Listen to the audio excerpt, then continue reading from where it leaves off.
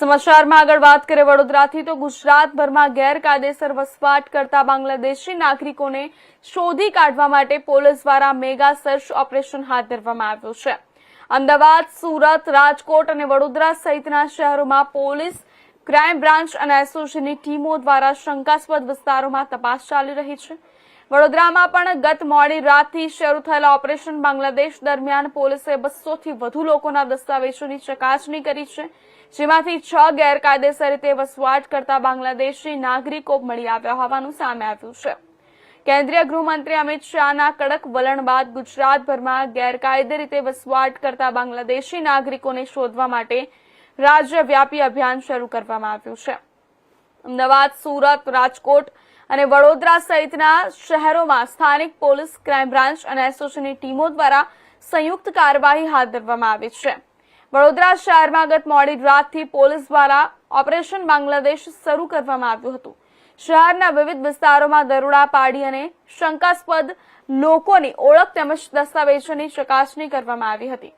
પોલીસે શહેરના ખૂણે ખૂણે તપાસ ચલાવી મોટી સંખ્યામાં લોકોના આધાર પુરાવાઓની ખરાઈ કરી હતી।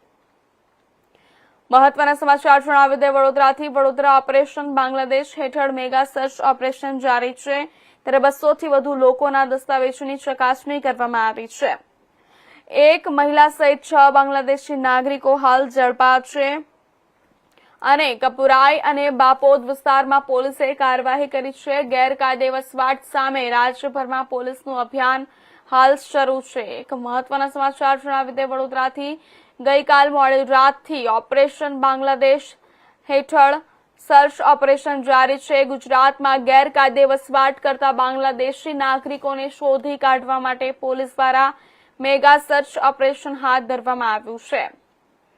અમદાવાદ, સુરત, રાજકોટ અને વડોદરા સહિતના શહેરોમાં પોલીસ, ક્રાઇમ બ્રાન્ચ અને એસઓજીની ટીમો દ્વારા શંકાસ્પદ વિસ્તારોમાં તપાસ ચાલી રહી છે।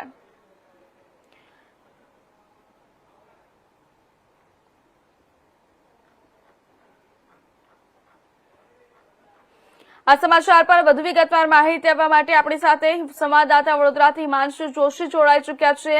જે હિમાંશુ, ઓપરેશન બાંગ્લાદેશ હેઠળ પોલીસની કાર્યવાહીમાં કેટલી સફળતા મળી છે અત્યાર સુધી, વિસ્તારથી જણાવજો। જી પ્રેરણા, કેન્દ્રીય ગૃહમંત્રી અમિત શાહના કડક વલણ બાદ ગુજરાતભરમાં ગેરકાયદેસર રીતે વસવાટ કરતા બાંગ્લાદેશી નાગરિકોને શોધવા માટે રાજ્યવ્યાપી અભિયાન શરૂ કરવામાં આવ્યું છે।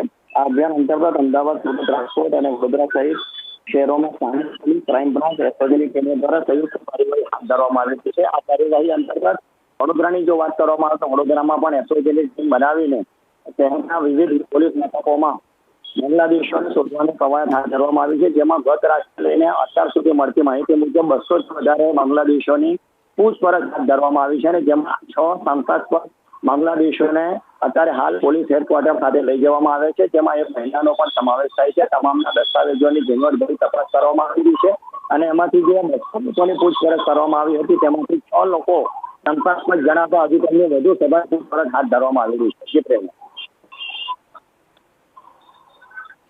જે હિમાંશુ, વડોદરામાં કયા કયા વિસ્તારોમાં સર્ચ ઓપરેશન હાથ ધરવામાં આવ્યું હતું?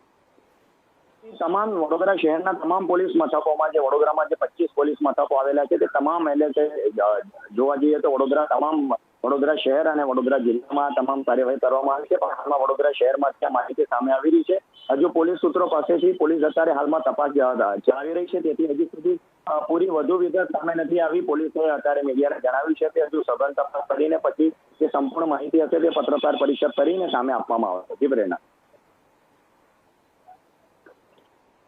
જે હિમાંશુ, સર્ચ ઓપરેશન દરમિયાન જે પણ ઇસમોને પકડવામાં, જેમને અટકાયત કરવામાં આવી છે, તેમના તરફથી કોઈ મહત્વના પુરાવાઓ મળી આવ્યા છે ખરી, દસ્તાવેજો?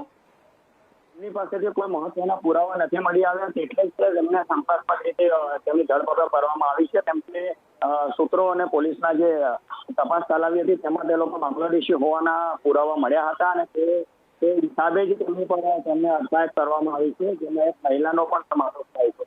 અંતે વડોદરાની જો વાત કરવામાં આવે તો ઉલ્લેખનીય છે કે ગત જુલાઈ 2025માં પણ આ રીતે બાંગ્લાદેશીને શોધવાની કવાયત હાથ ધરવામાં આવી હતી। તેમાં સમગ્ર ગુજરાતમાંથી 200થી વધારે બાંગ્લાદેશીઓ ઝડપાયા હતા, જેમને હવાઈ માર્ગે ડિપોર્ટ કરીને બાંગ્લાદેશ પરત મોકલવામાં આવ્યા હતા। પ્રેરણા।